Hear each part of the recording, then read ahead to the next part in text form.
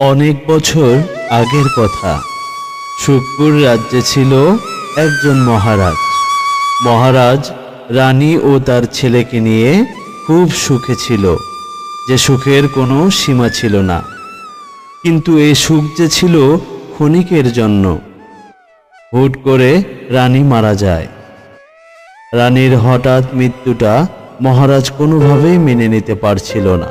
মহারাজের জীবন যেন পুরো এলোমেলো হয়ে যায়। উফ, আর ভালো লাগে না, কেন জানি সবকিছু ফাঁকা ফাঁকা লাগছে। মহারাজ, বলো কিতাব, আপনাকে দেখে মনে হচ্ছে আপনার মন খারাপ। কি হয়েছে মহারাজ, বলবেন কি? হ্যাঁ, আমার কিছু ভালো লাগছে না, সবকিছু কেন জানি ফাঁকা ফাঁকা লাগছে।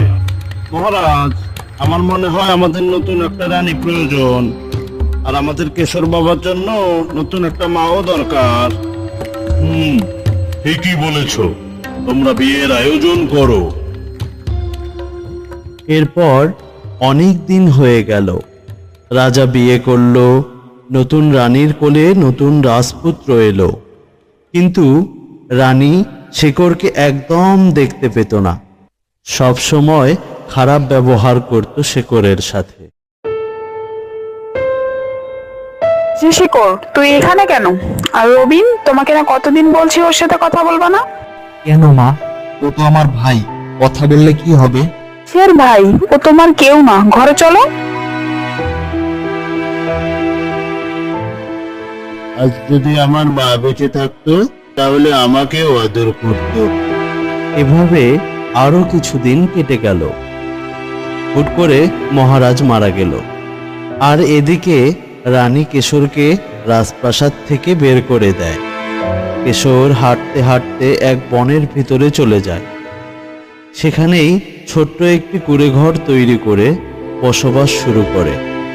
কেশর বন জঙ্গলের কাঠ কেটে তার জীবিকা নির্বাহ করতে থাকে।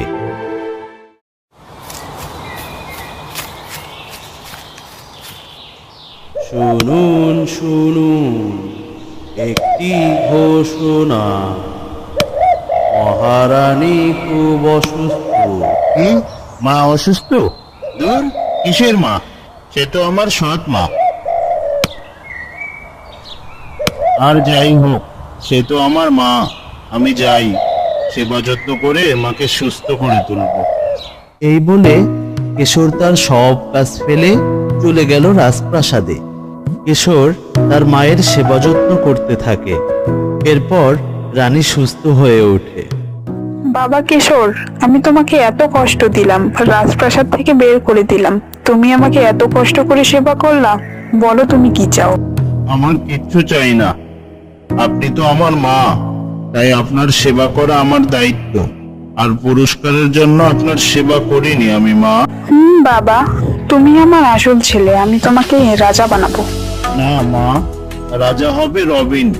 আমি তো আমার মাকে ফিরে পেয়েছি, এটাই আমার অনেক বড় পাওয়া। আমার আর কিচ্ছু চাই না।